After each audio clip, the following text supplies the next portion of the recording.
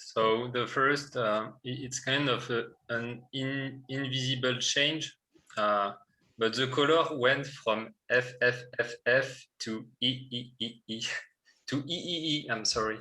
So this means that it's not ultra white. It's just a bit, a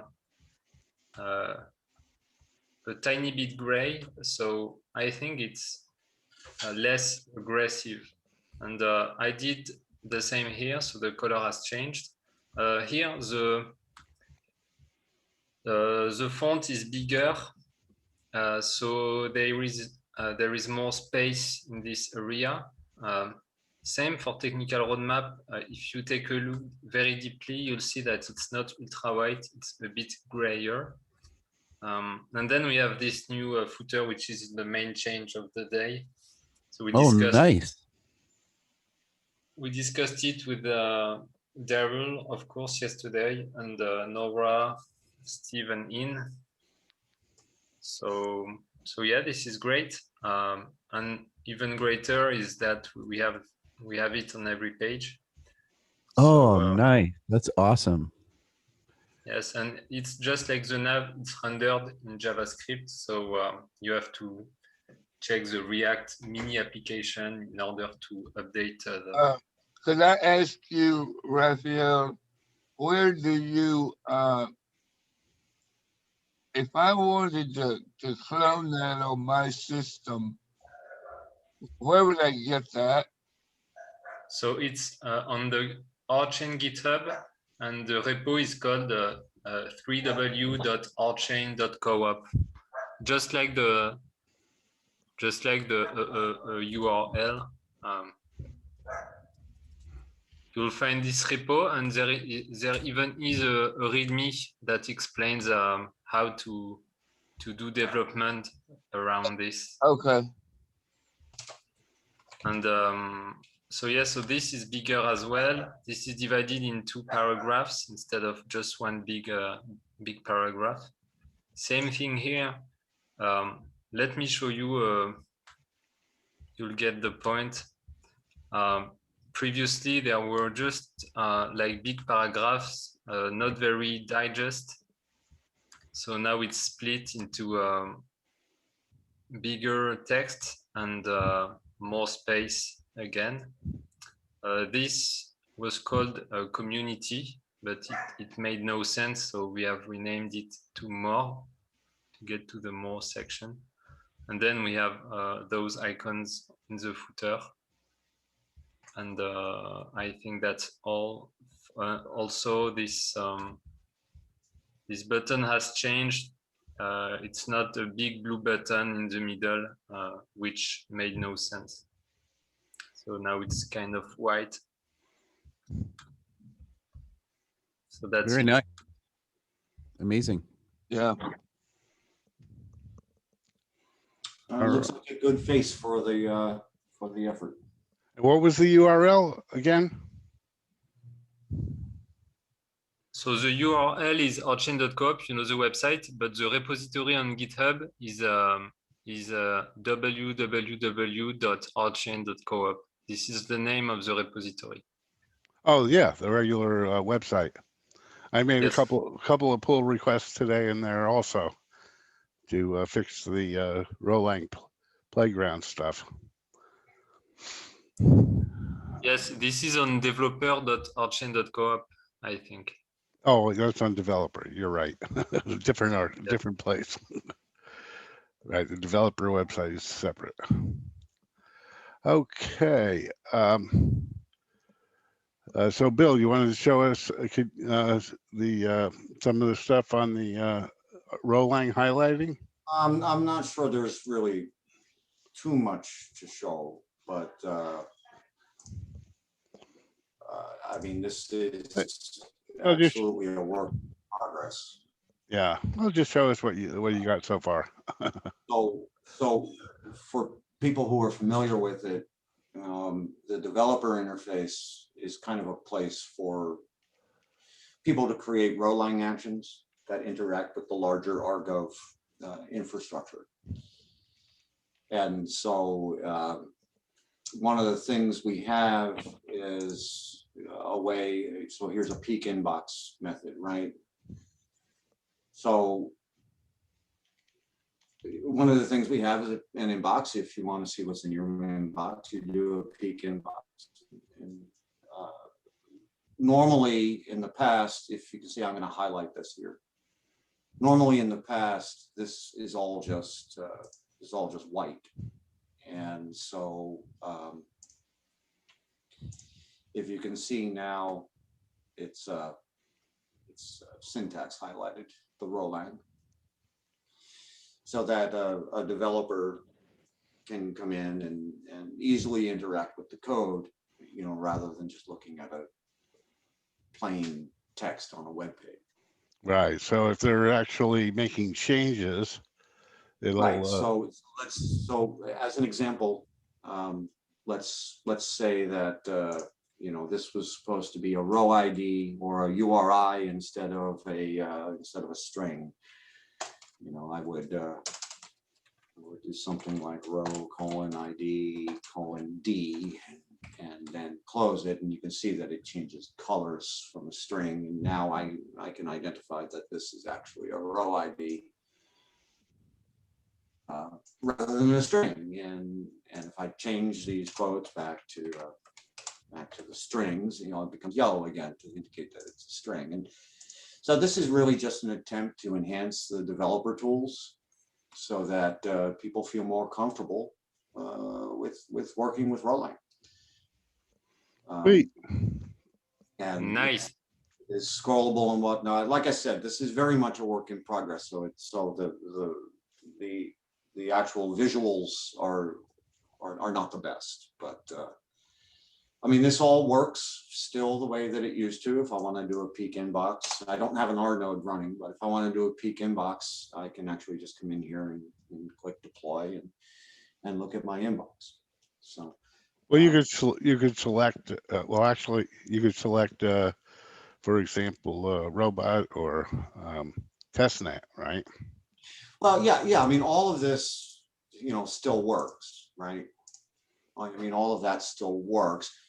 What existed before was that this black box that you see down at the bottom, this black box was actually just a text area with a border around it. And it was between, in this case, it was between subtype and network. And it just kind of existed there in black and white text. So the idea is to create, if anybody is familiar with CodePen for JavaScript, Yep. it's an attempt to approach that. That if we actually had something of a more popular, usable developer environment, this is a necessary thing to have syntax highlighting. So what library did you use? So the highlighting package is called Prism, PRISM. And Prism is really nothing more than a way to add syntax highlighting to a text area element in an HTML document. It's made for code highlighting. To add the editing components here requires a little bit of CSS magic. So this black box right here is actually a text area and a code block layered on top of each other.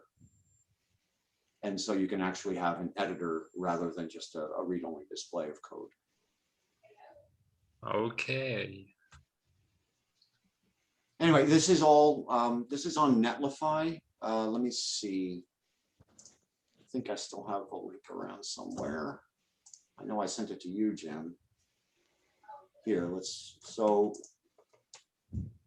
this is the Netlify. This is deployed out there in a draft pull request. Put a URL in the chat or something. Oh, it's in there. You gave it to me It's already. right here. It's a deploy preview, right? So, so if I go back to peek inbox the way I was before, and again, this comes up as white because nothing is changed. So if I change something by putting something into type, you can see now that it's highlighted, indicating that I've changed it. So this is just out here on Netlify right now, very much a work in progress. But as I've been saying repeatedly, if we can't get developers to join our efforts, we're not going to be successful. And without developer tools, it's hard to attract developers. So this is an attempt to create a developer tool. Sweet. I hope everyone enjoyed that. Nice. Nice. So Daryl, you have anything you can share with us today, or you want to talk about? Let's see. Greg did a really good AMA with the Chinese community. It's up at blog.rchain.coop. You can, I edited out all the Chinese to make it more, because there was an interpreter involved. So there's lots of back and forth between English and Chinese. So I just edited out all the Chinese for us English speaking types and put it up there on the blog. So I'd recommend checking it out. And he's doing another one tomorrow. And the Chinese community, the community he's doing the AMA for tomorrow is another crypto community that's like several thousand strong. So there's probably going to be a few thousand views on it. Is that a transcript of the climate video you posted up recently? Yeah, I just kind of turned it into the RCast for Friday. So it's based, that's it. And so there's a transcript there. You can check it out. And so, there's another one happening tomorrow. So maybe I'll do the same thing again. Yeah, in the video, he said there were 3,000 people participating. Right. Yeah. It's cool. I mean, the Chinese community, it's like their perception of RChain over there is very different from us over here. Yeah. They look at RChain as a pretty big deal. Which is why we were the only blockchain project invited to the IFF. We're speaking directly to the Chinese digital currency people and stuff. It's pretty big deal. So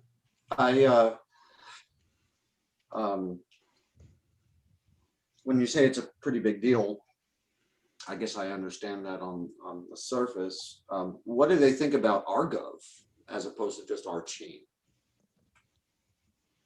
That's a good question. I wonder to what degree they know about it. I think that the Chinese marketing team, I don't think they really talk much about Argov.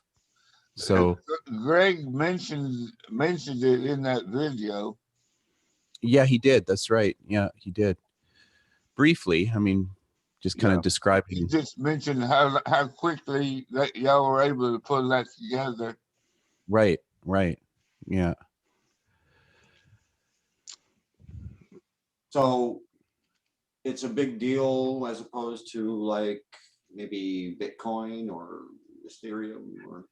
Well, I don't think we're nearly as visible as Bitcoin or Ethereum in China, but I think we're up a lot higher from the reports I get back than the way we're pretty much invisible here outside of China. So we have some stature there that seems to be kind of growing, which is actually why we're still alive and why the price of Rev jumped in the last few months from 2 cents to 50 cents and then now back down to 28 cents or wherever it's at. Yeah. I suppose I'll pull out a line that I heard when I was young. 1.3 billion Chinese can't be wrong. Yeah, it's just, I find it really fascinating. Just, one of the reasons why everything's plunged in the last few weeks was because of some announcements from the Chinese government about, how they're going to start to clamp down on exchanges and on trading. And And so this IFF conference, you can watch the whole thing, and I would recommend it if you have the time. It's quite long, but I think it's like 2.5 hours or something. But you've got the central bank, like the CBDC people in China, representatives from those organizations, all talking very cautiously and carefully. They're not really revealing too much, but the whole conference was like that. Most of the speakers were very caged and guarded with what they were saying, but you could read between the lines a little bit.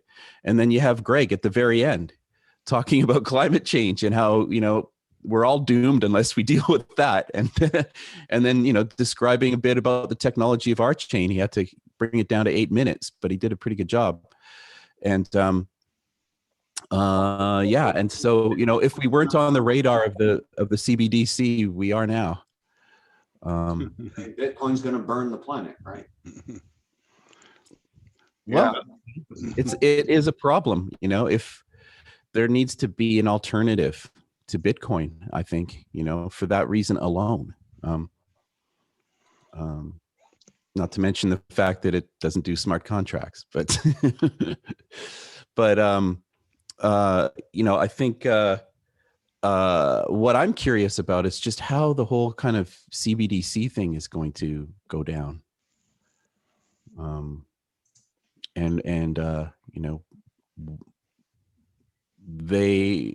RChain was the only blockchain project invited to that conference. I don't know what kind of follow-up has happened since then, but it's interesting. I suppose it's good to be the only one. I guess it's just weird.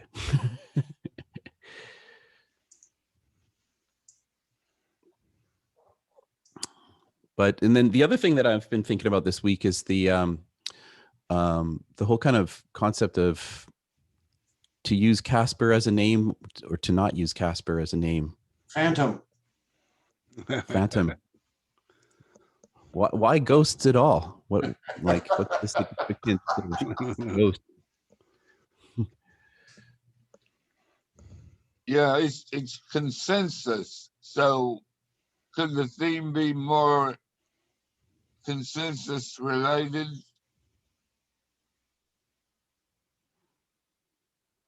I don't know what it would be, but I'm not understanding why it should be ghostly in theme. Yeah, I mean, to my understanding, it's only Ethereum that has approached the ghost analogy. I don't think other proof of stake models use the ghost approach. So going with Gary's idea that since this is a consensus algorithm, so to speak, I will forego Phantom and let's call it Harmony. Nice. I think that's been used by a lot of different projects. Well, I certainly wouldn't want to be associated with the dating site, but oh yeah, right.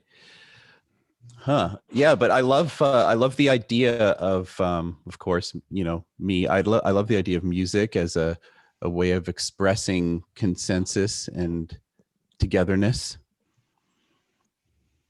reaching agreement on things.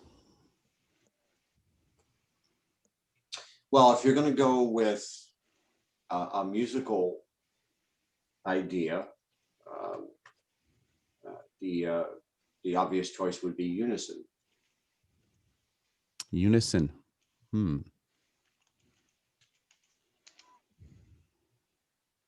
At least to me, that would be the obvious idea for a name. Everyone singing together at the same pitch. Unison. That's right. Yeah, it's nice. Like Gary said, the choice of a name is going to have to be consensus driven. So let's all get in unison, shall we?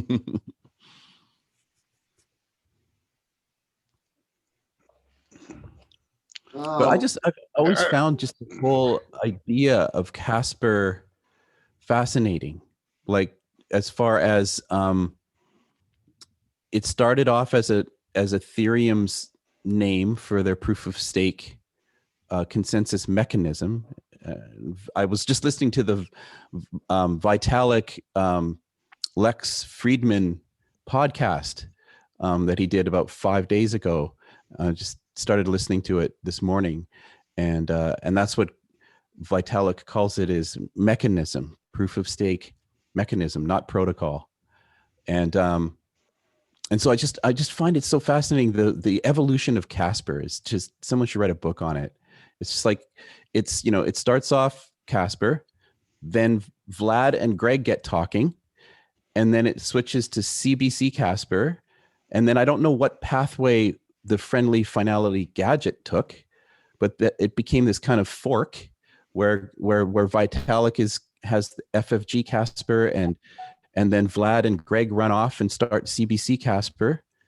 And then Vlad joins the RChain community, and so much so that he becomes a board member, gets involved in governance, gets dejected about governance, leaves silently, and then a faction of RChain, an adversarial faction of RChain rises up, forks it, takes off with another project. They base their whole project around the name Casper. They base their whole platform around the proof of stake mechanism, which is weird. Yeah.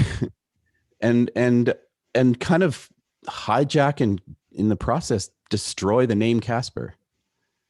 And now we're kind of left with this, Greg doing a tweet 2 weeks ago to Vlad about, is there a Casper community at all anymore?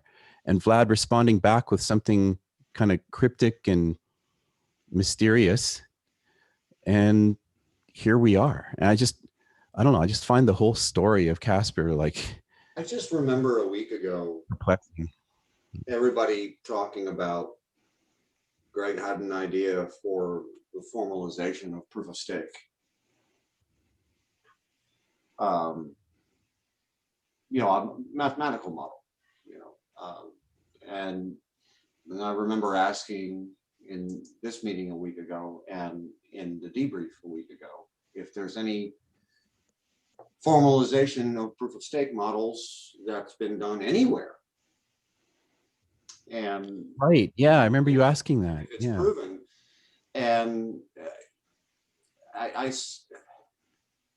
mean, I understand you're pinpointing on Casper here, but I really like the idea of just going with something new that is provable. Let's let Greg do his work, and let's come out and we can call it whatever we want, Unison, Casper. We'll brand it any way we like, but yeah, we have to be careful though, because there's a lot of proofs about the various proof of stake algorithms, but the main thing is they aren't proven explicitly to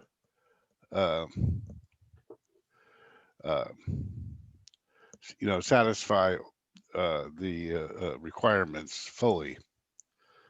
Well, I don't know Greg real well, okay, but he seems to have a good math mind, and he seems to know the larger world in a way that I don't. And I'll let him take on the rest of the world and say, this is the math. Right. How can you argue with the math? Hey, let all the doubters and let all the people who have done all the other work and let them all ask their questions, and I can put my faith in a whole bunch of people that have proven a whole bunch of things, or I can put my faith in Greg, who says you're all wrong and this works, right? I think this is what you're talking about. I'm not sure. Yeah, I mean, he's Let them ask their questions, and let's prove the rigor of Greg's work is kind of where I'm at, right? right. And, but I think a lot of what he's doing is um, using Rolang or the row calculus to make a special purpose consensus mechanism for RChain that is simple enough to make strong mathematical statements about, but maybe not as general in terms of different kinds of handling different kinds of consensus. It'd be specific purpose for the blockchain consensus on RChain. Well, I must admit that I didn't understand everything that you just said. But at the same time, it sounds like just another doubt, and it's up to Greg to address it. Yeah, no, that's what Greg says, is that this is not general purpose consensus mechanism like Casper. It specifically plugs into RChain and Rolang in a way that you couldn't just kind of like modularly plunk whatever our proof of stake model ends up being and plop it over onto Ethereum or right. Cardano. Exactly. So it's specific to the row calculus. Right. Right. Well then if that's the case, we should definitely not call it a Casper anymore. No, well, wait a second. I think he's planning on support of Casper. Well, this would be a Venus. It could be a change in Venus, or it could be a plug-in alternative that could be different by shard for different mechanisms. But that's this goes to the larger discussion. Jim, you and I have been discussing the idea of generalizing decision making. Right. I mean, isn't that part of that discussion of what the consensus model is underneath? I mean, you and I have been discussing absolutely plug and play decision making for our gov groups. Right. Yeah.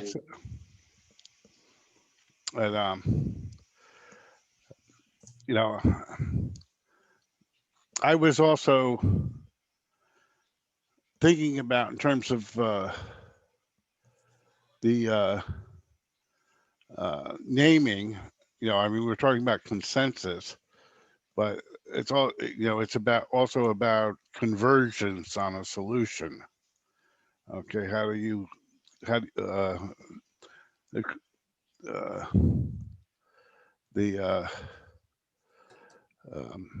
so I don't know. I was thinking, that's one another way of coming up with a way of naming it, and I was thinking of coincide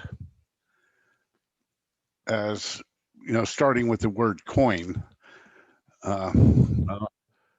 Oh, that's an interesting idea. I'm going to jump in here, Jim, and I'm going to go back to what Gary was saying before.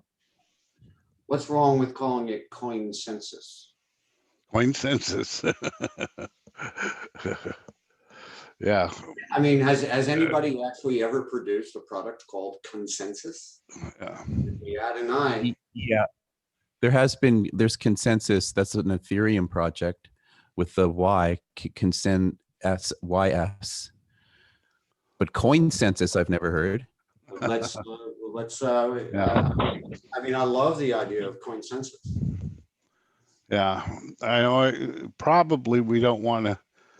I would think that Greg would not want to emphasize the coin part of it. Yeah. Lucky for us, Greg is the only one that gets to rule. Yeah. I'm not talking about a revolution or anything. I'm just talking about a word. Yeah, it's just kind of regulatorily speaking, I think it's a bit of a potentially a challenge. Sure. But, you know, at some point or other, I mean, we must all know that at some point or other, crypto is going to become the currency of the world at some point or other. And somebody is going to start making the coin, you know, the focus of their work. And so why shouldn't we? Excuse me. I mean, coinceenusus. Let's put it out there and let's let the crypto community decide, I suppose. I don't know. Maybe I'm speaking out of my butt. So we have 2 minutes until the debrief. Yeah. Any final statements or?